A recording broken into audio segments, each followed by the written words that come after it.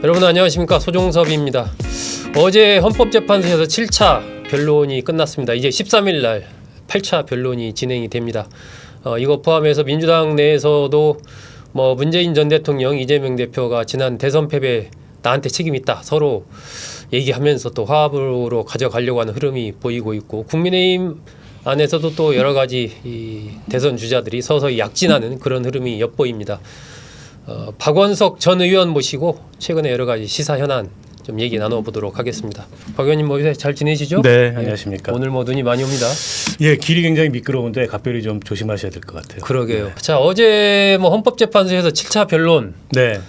있었는데 보셨겠지만 부정선거 관련된 이런 얘기도 좀 있었고, 그런데 제가 보기에는 윤석열 대통령 측에서 이제 국무회의 당시에 비상계엄을 앞두고 진행했던 국무회의가 정상적으로 절차를 잘 거쳐서 이루어졌다라고 주장한 거, 이것이 조금 눈에 띄고 하던데, 이건 다른 그 국무위원들의 진술 증언과는 좀 다른 부분인데 어떻게 보셨습니까? 그러니까 완전히 배치되는 그 주장을 하는 거고, 무엇보다 이제 국무회의는 총리가 주관을 하지 않습니까? 네. 근데 한덕수 총리가 정상적인 국무회의라고 볼 수 없다는 입장을 바꾸지 않고 있어요. 그런데다가 지금 최상목 권한대행도 이제 국무위원회 심의를 거쳤다고 생각하지 않는다. 네네. 이런 입장이고, 당시에 이제 국무위원들이 아무도 부서를 부서를 국무회의 안 했죠? 끝나고 나면은 이 참석자 참석 기록에 부서를 해야 되는데 아무도 부서를 안 했습니다. 그러니까 11명이 참석을 해서 국무회의 개의 요건은 충족을 했지만 네.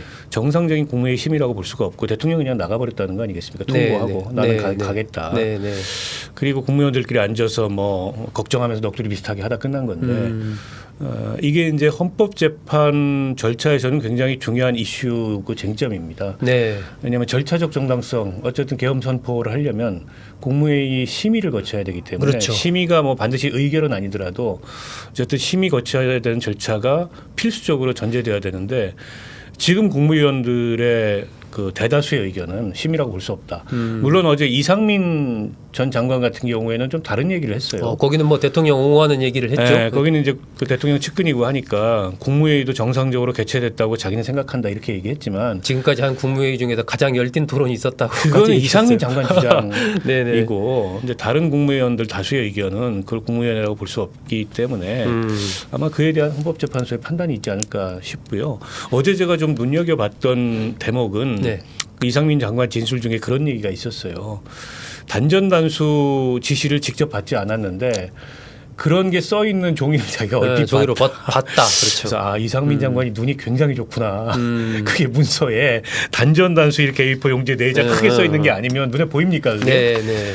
그래서 참 여러 가지 궤변이 이 헌재 진술 과정에서 등장을 하는데, 어제 이상민 장관의 그 주장도 납득하기는 대단히 어려웠고, 결국 지금 검찰이 공소장에 적시한 대로 네.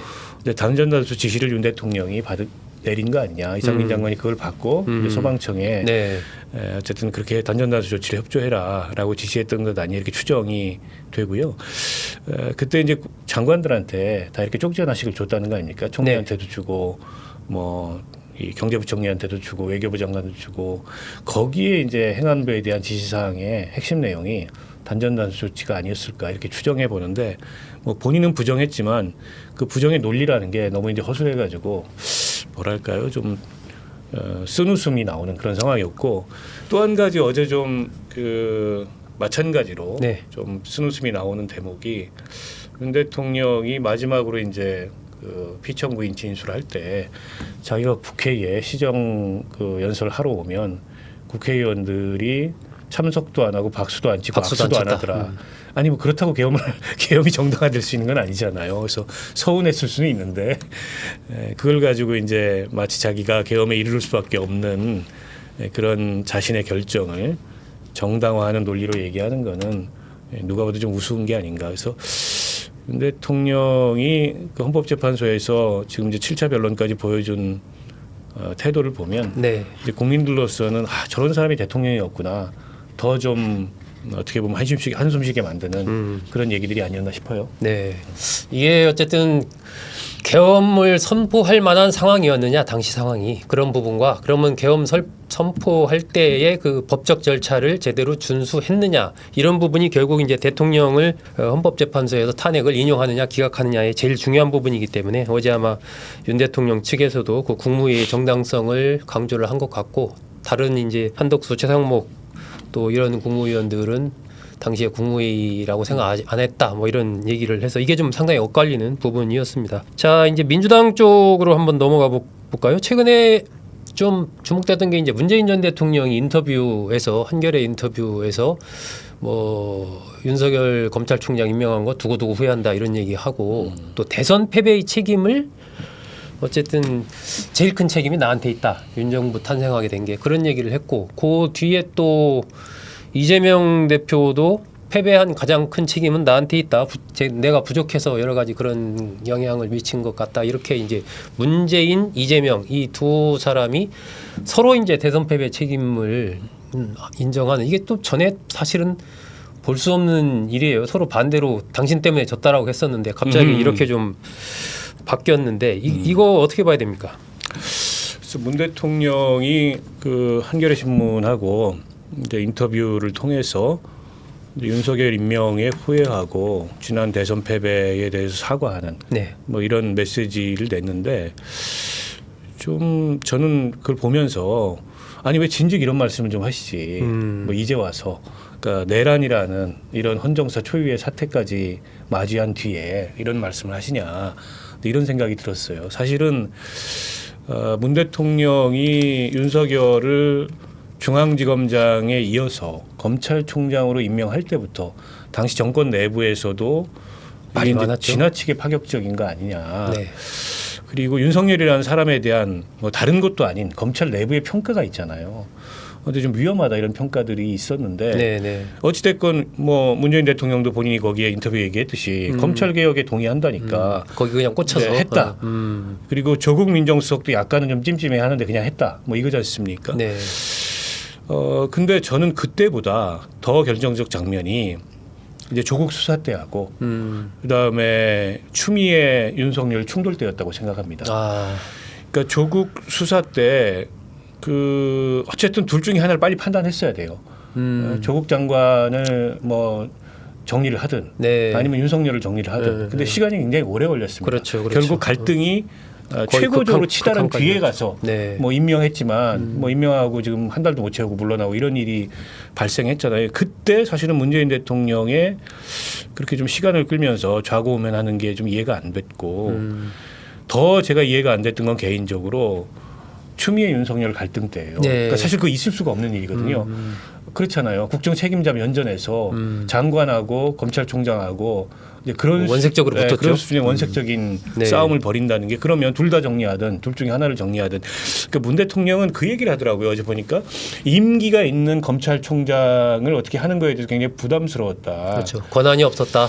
아니 권한이 왜 없습니까? 글쎄 뭐 얼마든지 그런- 실질적으로 인사권자가 당신 좀 이제 그만하는 게 좋겠다. 내가 어쨌든 당신 임명한 걸 회수한다라고 하면 검찰 조직의 생리상 물러날 수밖에 없어요.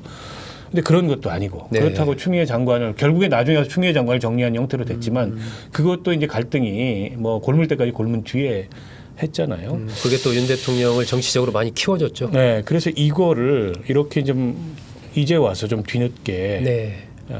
좀 뭉개듯이 그 디테일을 뭉개듯이 그렇게 사과한 거는 다소 좀 아쉽다라는 생각이 들고요. 저는 대선 패배 책임 인정한 건 최근에 이제 민주당 내부에서 네. 이른바 이제 이재명 1급 체제, 네. 뭐 이재명의 민주당 또 어쨌든 사법 리스크를 안고 대선을 임하게 된 이 상황에 대해서 그동안에 침묵하고 있던 뭐 비명들이 이런저런 입장을 내고 있잖아요. 네네. 그에 대한 이제 친명 쪽의 반격이 결국 지난 대선 패배의 책임은 문재인 정권에 있는데 그 책임이 있는 사람들이 나서가지고 이러니 저러니 하는 게 말이 되냐. 네. 근데 이런 반격이 있잖아요. 그렇죠, 그렇죠. 그거에 대해서 본인이 크게 한번 정리를 해주겠다 이런 생각을 하신 것 같아요. 그러니까 어떻게 보면 좀 운신의 그 폭을 넓혀주는 그러니까 김경수, 친문 쪽의 임종석, 비명계에 이런 친문 비명계의 운신의 폭을 넓혀주는 이제 그런 차원의 어쨌든 본인 책임. 네.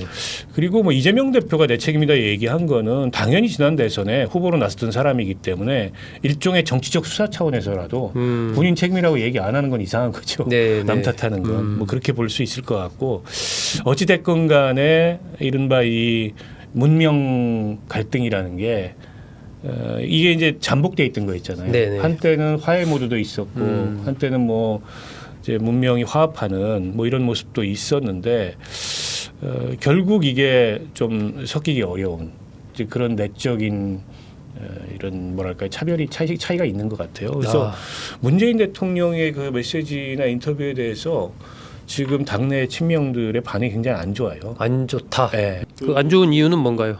아니 결국에는 제가 아까 말씀드렸듯이 저게 이제 친문 비명들한테 오히려 비명들을 뒤에서 부추기는 거 아니냐. 근데 이런 공간을 식의 열어주는 거 시각들이 아니냐. 있고 차라리 책임지고 아무 말도 하지 말아라. 네. 뭐 이제 와가지고 이러니 저러니 밥숟가락 올리는 식의 그런 태도를 보이냐. 이런 굉장히 냉소적 반응이 아하. 있고요. 네. 물론 뭐 이재명 대표가 직접 나서서 그런 내색을 보이지는 않죠, 당연히.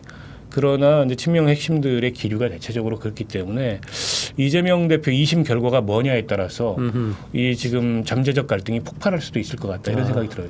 문명 갈등이 이재명 대표 항소심 결과에 따라서 폭발할 수도 있다. 네. 이재명 대표는 어쨌든 뭐 사법 리스크 문제도 있고 일극 체제 그런 비판도 있고 또 어떤 안정감 뭐 이런 것을 생각해서인지 어쨌든 우클릭 행보를 계속 최근에 걸어왔잖아요. 네. 이 우클릭 행보를 보는 박 의원 평가는 어떻습니까? 근데 원래 이재명 대표가 이제 예전에 성남시장하고 경기지사 할 때부터 정책의 색깔을 그렇게 따지는 사람은 아니었어요. 네. 그러니까 이재명 대표 하면 뭐 이제 기본소득 그리고 성남시에서 했던 무슨 뭐 무상교복 네네. 뭐 이런 걸로 그다음에 이제 청년들한테 돈 뭐 10만 원씩 이렇게 청년 수당 주는 거 이런 걸로 인해서 무상복지 이미지가 굉장히 강하게 투영돼 있는데 네.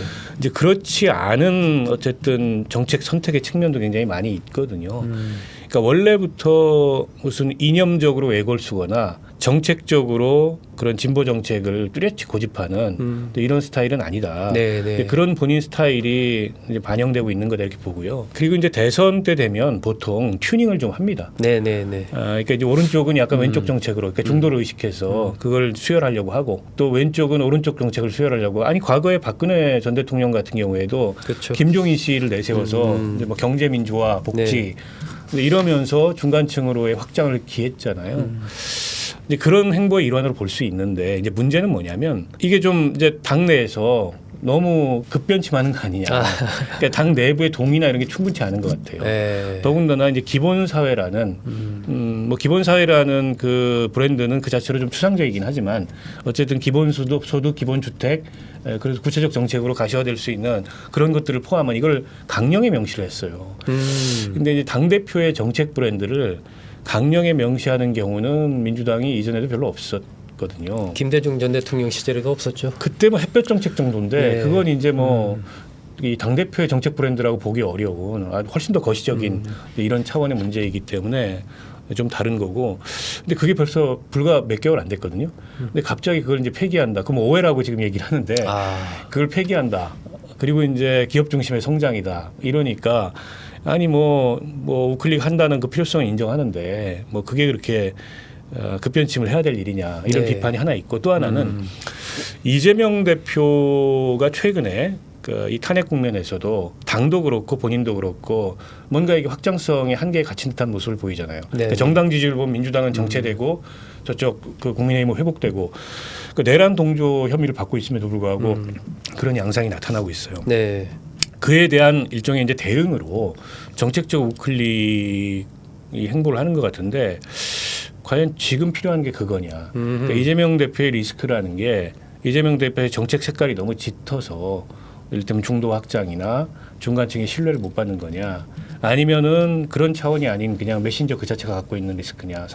사법 리스크를 포함해서 그러니까 후자일 가능성이 높거든요.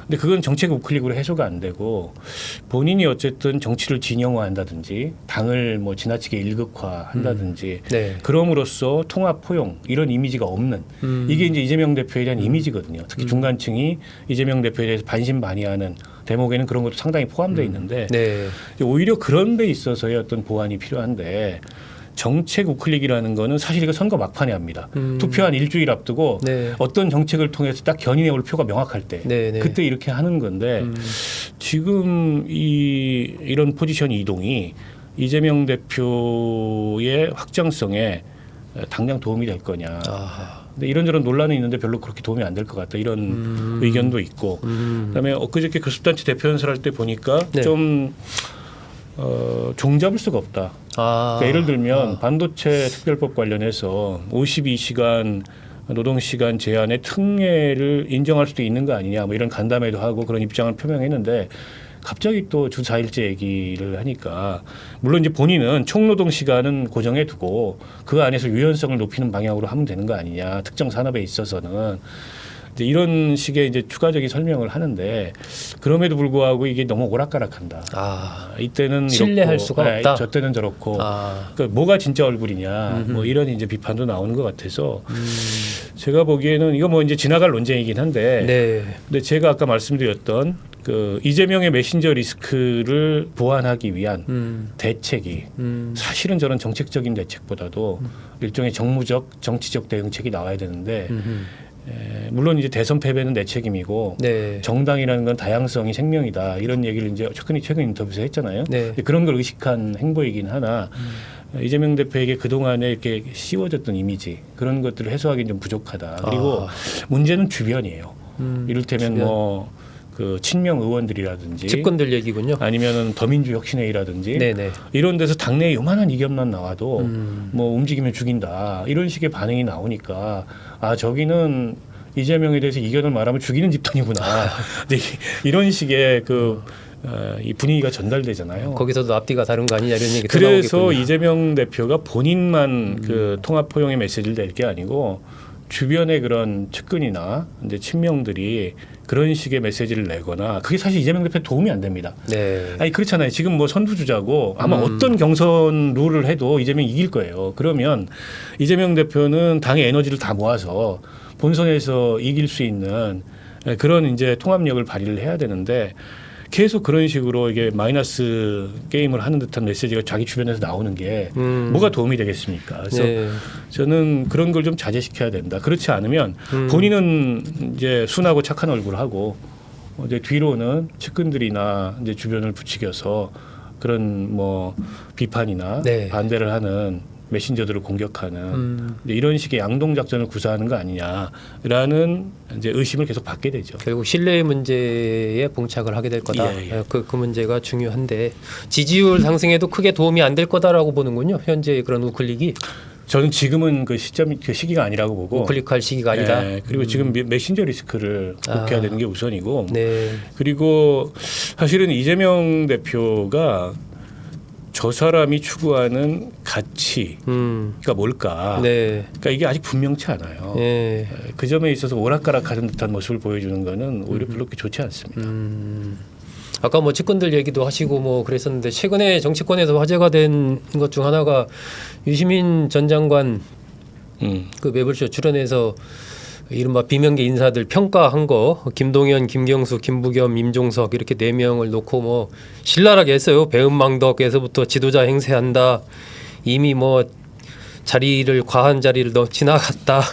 정치에 안 맞으니까 다른 일자리 찾아봐야 될 것 같다. 뭐 유시민 전 장관 또 어떤 분들은 굉장히 박수를 하지만 또 어떤 분들은 이게 지금 민주당 의 통합적인 측면에서 봤을 때 이게 마이너스 아니냐 이런 얘기도 하고 박 의원님 어떻게 평가합니까? 아니 뭐 외부자이고 평론가로서 네. 그 평가할 수 있고 또 외부자이긴 하나 이재명 그 대표에 대한 지지자로서 뭐 상대방들에 대한 비판을 할 수도 있는데 꼭 저렇게 독한 말까지 해야 될까 이런 생각이 솔직히 들었고요. 말이 너무 독했다. 네, 그 유시민 작가가 사실 좀 컨디션이 좋을 때는 메시지가 저렇게 뭐 날서거나 막 이렇지 않을 때도 많아요. 네. 굉장히 좀 포용적이고 다원적이고 정치에 대해서 이제 깊은 이해를 갖고 있고 또 나름 일관되게 자기 입장을 실천했던 분이라고 보이는데 최근에 그 말씀은 좀 너무 독하다. 왜냐하면 그분들하고도 개인적 관계들이 다 있을 거거든요. 예전에 네, 같이 정치를 했던가 뭐 정부를 같이 하기도 했잖아요. 노무현 대부분은 대통령 잘 시절에. 아는 인물들이겠죠. 아니 그 네. 김경수 그 지사 같은 경우에 노무현 대통령 시절에 한 사람은 국무위원이었고 한 사람은 대통령에 있었고 김부겸 장관도 아주 오랜 지인이고 그렇죠. 대학 시절부터 뭐 김동연 지사하고는 조금 뭐 거리가 있을 수는 있어도 어쨌든 한두 관계를 건너면 모르는 관계가 아닌데 게다가 이분들이 뭐 저쪽 예를 들면 상대 진영이다 이런 모르겠는데 그것도 아니잖아요. 네, 그렇죠. 그리고 같은 진영이고 물론 유시민 작가가 당원은 아니지만 그리고 이재명이나 민주당의 이제 본선 경쟁력과 본선 확장력을 고려했을 때도 당내에서 굳이 이렇게 갈라치기를 세게 할 필요가 있을까? 게다가 아니 이분들도 다 이제 대선에 출마할 자유가 있어요. 네, 네. 네. 그리고 얼마든지 뭐 그 경쟁이 뭐 게임이 되든 안 되든 경쟁에 나설 만한 그런 그 분들이고. 이제 막 어떻게 보면 말을 시작하고 있는 단계 아니 근데 아니에요? 당신들은 나서지도 마라. 네. 심지어 나서더라도 너는 그냥 착한 2등 전략해라. 그러면 민주당의 대선 경선이라는 거는 사실 뭐 없는 게 제일 좋고 있어도 형식적이거나 들러리 경선 그냥 추대해서 가자. 네. 뭐. 이어야 된다. 거기에 뭐 토달고 문제 제기하고 비판하고 이러지 마라라는 건데 이건 일종의 전체주의적인 감수성이죠.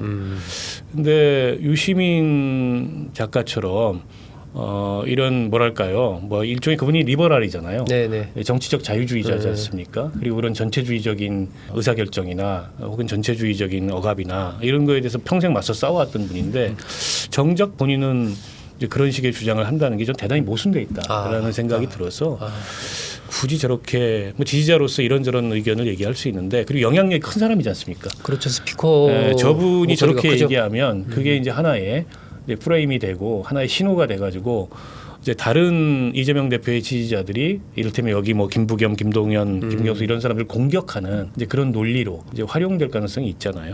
그런 것까지 감안한다면 좀 지나쳤다. 네. 이런 생각을 지울 수가 없습니다. 네. 하여튼 뭐 적극 지지자들이 그동안에 얘기했던 부분들과 맥이 닿아 있는 부분도 있고 또 김부겸 전 총리 같은 경우는 뭐 재밌게 또 그걸 받았더라고요. SNS에 책 많이 읽겠다. 나 책 많이 읽고 있어. 뭐 여러 가지로 어쨌든 좀 파장을 낳는 그런 상황인 것 같습니다. 그 국민의힘 쪽도 한번 볼까요? 네.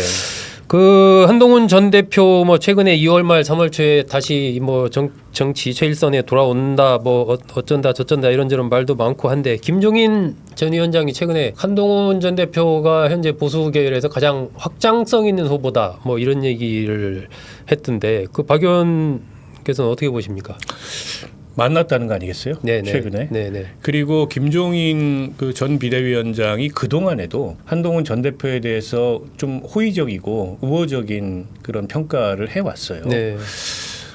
다만 이제 그 김종인 비대위원장이 과거에도 지적했던 반대 너무 이제 경험이 부족하거나 이를테면 이분이 검사 이외에는 다른 어떤 직업적 그 축적이라는 게 없잖아요. 좀 그런 자기 경험의 폭을 넓히고 특히 이제 국정을 하려면 그런 안목과 식견과 네. 이런 게 있어야 되는데 그런 걸 좀 쌓아야 된다 이런 지적은 해왔어요. 근데 어쨌든 급기야 이 내란 사태가 터진 이후에 지금 국민의힘 내부에서 계엄에 반대하고 탄핵에 동의하면서 결국 저 비상계엄이 실패로 돌아가도록 하는데 굉장히 큰 공을 세웠어요. 한동훈 대표가. 그건 분명하죠. 그리고 그날 밤에 사실 대단한 결정을 한 겁니다. 당대표로서 망설임 없이. 그래서 18명의 뭐 그거 아니어도 비상계엄 해제될 수 있었지만은 어쨌든 국민의힘이라는 정당이 전적으로 내란 동조 정당이 아니라는 거를 그렇죠. 그 증거를 확고하게 남겼어요. 그래서 이 사태가 끝나고 나면 결국에 이제 가장 명분 있는 사람은 한동훈이 아니겠냐. 이 말씀은 저는 전적으로 동의하고 네. 이제 맞다고 생각합니다. 근데 문제는 당 내에서 너무 이게 이제 급격하게 지지 기반을 잃어서 네. 지금 이제 국민의힘이라는 정당이 특히 강성 지지층을 중심으로 이제 결집을 하면서 결국 이제 한동훈 대표가 실각을 하고 이제 의원들 같은 경우에 친한계가 여전히 남아 있긴 하지만 당내 소수로 몰려 있지 않나요? 그렇죠. 그래서 66% 가까운 지지를 받고 당 대표가 됐지만 그 지지 기반을 급격하게 잃고 이제 배신자로 내몰리고 있는 이 상황을 어떻게 반전시킬 거냐 이게 저는 중요하다고 생각해요. 근데 뭐 이제 조기 대선이 현실이 되면 언제까지 윤석열하고 한 몸으로 갈 수 있겠냐. 네. 분리가 불가피한데 그러면 이제 지지자들도 좀 이성이 되돌아오고 당연히 이제 주목할 거다 한동훈이나 뭐 이런 사람들을 이런 기대가 있는데 네. 저는 아닐 수도 있을 것 같아요. 이게 지금 소위 말하는 에코 체인버 효과라 그러죠. 그 양쪽이 다 그러긴 한데. 네.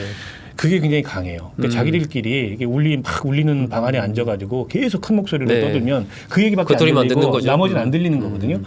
근데 저는 굉장히 국민의힘 내부적으로 좀 스스로 불길하다고 느껴야 되는 게 의원들을 보세요. 네. 그러니까 의원들의 다수가 영남에 기반을 두고 있다 보니까 결국 그 영남 지역의 여론에 편승하고 거기에 끌려가고 게다가 민주당과 이재명 대표에 대한 그 필요 이상의 적개심, 분노 이런 게 이제 겹쳐 있다 보니까 제대로 된 이성적 전략적 판단을 못하는 것 같아요. 그러면 그냥 그 분위기에 휩쓸려 끌려갈 수도 있다. 그래서 뭐 탄핵 찬반 이런 게 이제 경선의 구도가 되고 그런 게 본선에도 되면 아니 그걸 어떻게 이기겠어요 국민의힘이 해보나 네. 마나지 대선은 네. 아니어도 국민의힘이 대선에서 뭐 이겨보겠다고 나오는 게 염치가 없는데 그래서 저는 이제 한동훈 대표가 다시 등장할 때 네. 중요한 건 나는 어쨌든 저 위헌적이고 불법적인 비상계엄에 반대했고 이 윤석열 대통령의 저런 국정 운영은 이제 우리 사회에서 용납될 수 없는 거다. 라는 얘기를 반복하는 게 아니고 그거 이상의 메시지, 그러니까 미래에 관한 보수의 미래에 관한 메시지가 있어야 된다라는 생각이 듭니다. 뭐 김종인 비대위원장이 그런 훈수까지 도와주셨는지 모르겠어요. 비전과 철학을 보여줘야 된다. 확장성 있다라는 부분은 동의하시나요? 확장성 있는 후보다 여기? 저는 있다고 봅니다. 그 계엄에 반대한 사람과 좀 애매하게 있었던 사람들을 나눠 보면 계엄에 확실히 반대했던 사람은 한동훈, 오세훈, 안철수 대선 후보들 중에 네네. 유승민 정도로 분류가 될 수 있고 나머지 저쪽에 이제 뭐 홍준표, 김문수, 뭐 기타 등등이 있는데 네네. 그 중에서도 가장 선명하게 또 실행력을 가지고 시작부터. 계엄에 반대했던 사람이기 때문에 그게 갖는 이를테면 잠재적 확장성은 있죠. 다만 이분이 이제 윤석열 대통령하고 굉장히 오랜 관계가 있잖아요. 네. 그런데다가 직업적 배경이 똑같고 그러니까 보수 정당 내에 뿌리가 없고 그러니까 이런 사람을 또 대선 후보를 만드는 게 맞느냐. 검사 출신을 다시 대선 후보로 하는 게 맞느냐. 네, 그런데다가 이제 본선 확장성의 한계가 되거든요. 그런 게 특히 이제 검사라는 게 그리고 본인이 어쨌든 검수완박이나 이런 과정에서 기존 검찰의 논리를 반복하는 태도를 보였기 때문에 그거는 본선 확장력의 걸림돌이 될 수 있어요. 그거를 넘어서려면 네. 어떤 비전, 어떤 미래에 대해서 얘기할 건가 이게 있어야 되겠죠. 아직은 그게 보이지 않는다. 국민의힘에서 이제 뭐 각종 여론조사 이렇게 하다 보면은 이제 민주당에서는 뭐 이재명 대표가 압도적으로 나오는 거고 국민의힘에서는 김문수 장관 지지율이 지금 한 달째 1위를 기록하고 있고 그 2위를 기록하고 있는 또 잠재적 대선 주자와도 차이가 좀 있어요. 김문수 장관 1위가 계속되는 이 현상 이걸 어떻게 봅니까? 우선 저는 김문수 장관이 관운이 있다는 생각이 들어요. 관운이 있다. 이게 고목나무에도 꽃이 피기 때문에 꺼진 불도 다시 봐야 된다. 사례에 해당하는 분인데 사실 경기지사 끝으로 뭐 오랜 야인 생활을 했잖아요. 그렇죠. 계속 또 선거에서 안 됐죠. 선거에도 계속 안 되고. 네. 근데 이 정부 들어서 갑자기 경로사위원장에 네. 노동부 장관까지 다시 이제 제도권으로 돌아왔어요. 네. 근데 그 전까지 이분이 그 공백기 동안 뭘 했나 보면 정광훈 목사하고 손잡고 그렇죠. 자유통일당 그쪽 그 같이 광화문 했었죠. 태극기 운동에 주도적으로 나서거나 아니면 극우 유튜버로서 굉장히 좀 우경화로 치닫는 그런 정치적 행보를 계속해 왔어요. 저는 그런 축적의 결과가 지금 나타나는 거다라고 생각합니다. 그냥 하루 아침에 이렇게 된 게 아니고. 네. 그러니까 지금 이제 강성 지지층들이 결집하고 또 강성 지지층들이 그러면 윤석열 대통령 탄핵을 인정할 수는 없지만 탄핵이 인용된다고 한다면 네. 그럼 우리는 어떻게 해야 되느냐 이 생각을 한편에 네, 두잖아요. 그때 자연스럽게 김문수라는 인물이 대안으로 떠오르면서 회자되고 있는 것 같아요. 네. 게다가 국무위원들 사과해라 이렇게 국회에서 맞아요. 대정부 질의할 때 그때 이제 혼자 아주 무덤덤한 표정으로 앉아 있었어요. 앉아서 그냥 안 했죠. 네. 그게 약간 밈 비슷하게 돼가지고 엄청 돌았대요. 네. 뭐 카톡 이런 걸로. 꽃꽃 장관 비슷하게 된 거죠. 그래서 이제 우리의 뭐 대안은 이제 김문수다. 이렇게 지금 여권 지지층 사이에 돌고 있는 거고. 근데 이제 이게 일시적일 거냐. 탄핵이 막상 인용되고 확장성을 기해야 되는 대선이 열리면 네. 김문수 장관으로 되겠냐는 이제 의견이 커지면서 네. 그냥 가라앉을 거냐. 아니면 그럼에도 불구하고 갈 거냐. 이거 아직 모르겠어요. 좀 상황을 봐야 아직은 좀 되는데 두고 봐야 된다. 어쨌든 여론조사에서 한두 번이 아니라 일관되게 특히 이제 다자 대결을 할 때 그렇죠. 1위로 나오는 거는 그냥 뭐 결집으로만 볼 수 없는 뭔가 하나의 현상이다라고 볼 수 있을 것 같고 다만 양자 대결에서의 경쟁력은 이를테면 뭐 오세훈 네. 이런 분들한테 조금 뒤지는 것 같아요. 저는 그것도 유의미한 이제 시사점을 주는 조사 결과라고 보고 근데 아직 이분이 대선에 대해서 그 어떤 얘기도 안 합니다. 네. 마지막까지 안 할 거예요. 왜냐하면 자기 지지층은 윤석열 대통령 탄핵을 반대하고 본인도 반대하기 때문에 대선 얘기를 섣불리 했다가는 홍준표 시장처럼 된다. 네, 네. 이런 판단을 할 수 있을 것 같아서 끝까지 안 할 텐데 그렇다 보니까는 어떤 메시지로 이분이 경선이나 이런 데 나올 건지 가늠이 좀 안 돼요. 그래서 그걸 일단 들어봐야 될 것 같고 일단 경선에는 나올 걸로 보는 거에 만약 저 인용된다면 상태면 안 나올 리가 있겠습니까? 그러면 이제 김문수 장관이 어디까지 갈지는 모르겠지만 어쨌든 최대의 피해자는 홍준표 시장이 되지 않겠나. 이미 조사 결과에서도 조금 나와요. 아니 이제 탄핵 찬반으로 당내에서 네. 대선 주요 후보군들이 나뉘는데 지지자들이 보기에 그러니까 탄핵 반대쪽에 서 있잖아요. 두 사람이. 네, 네. 근데 이걸 갖다가 본인이 흡수해야 될 지지를 김문수 장관이 흡수하는 바람에 이제 홍준표 시장이 재미를 못 보고 있고 이분은 너무 일찌감치 조기 대선 얘기를 터뜨렸어요. 뭐 서울로 이사 간다 이런 얘기까지 해가지고 지지자들한테 약간 미움을 좀 받고 있는 인용을 전제로 하는 네. 거냐 뭐 이런 비판이죠. 받고 있어서 원래 예상키로는 탄핵 찬반으로 나누면 그 한 축은 홍준표 시장이 되지 않겠나 이런 예상이었는데 네. 급부상을 하면서 그 축의 무게 중심이 김문수 장관 쪽으로 이동하고 있는 게 아니냐. 그러면 홍준표 시장이 물론 뭐 상당한 개인기가 있기 때문에 막상 경선에 들어서면 어떻게 될지 모릅니다. 그러나 지금까지 나타나는 모습은 이 현상으로 인한 최대의 피해자는 홍준표 시장이 되고 있다. 네. 그것만 분명한 것 같아요.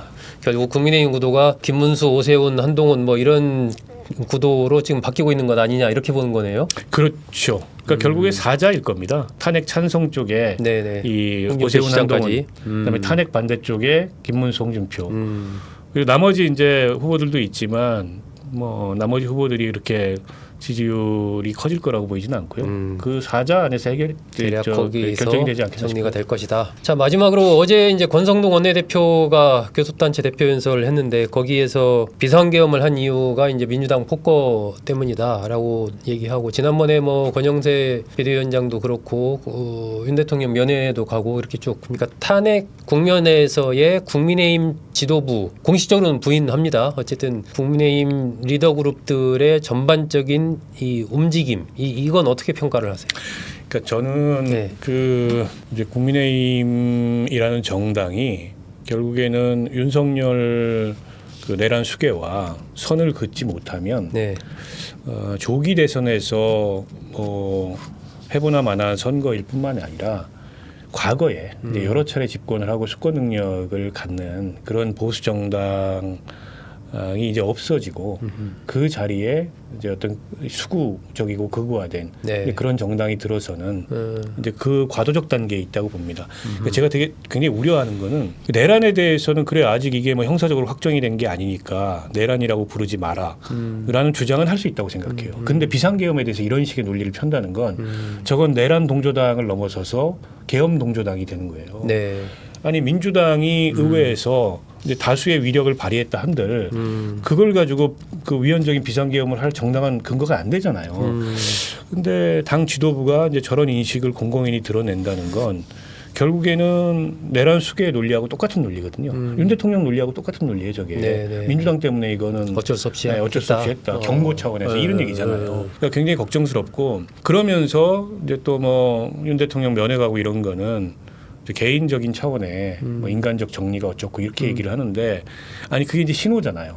당 지도부의 그런 행보가. 그러니까 줄줄이 그럼 의원들이 지금 한 30명 신청했다는 거 아닙니까? 네, 네. 오히려 면회자를 고르고 있어요. 윤 대통령이. 네. 너는 안 되고 너는 되고 이런 식으로. 네. 얼마나 이게 우스운 상황이에요. 그러면 탄핵 그 헌법재판소에서 탄핵이 기각될 수 있다는 기대를 가지고 저런 식의 행보를 보이는지 모르겠지만 제가 보기에는 어렵다고 보고 네. 그러면 인용되면 어떡할 거냐.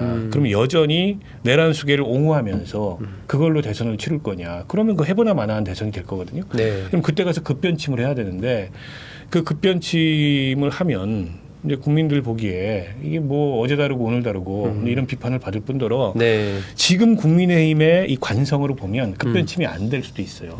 제가 이제 지금 국민의힘 내부가 그러니까 전광훈 목사류나 네. 아니면 저 이제 무슨 코리아입니까? 그 소년보 집회, 목사 쪽. 소년보 목사나 네, 그 전한길 씨가 하는 네.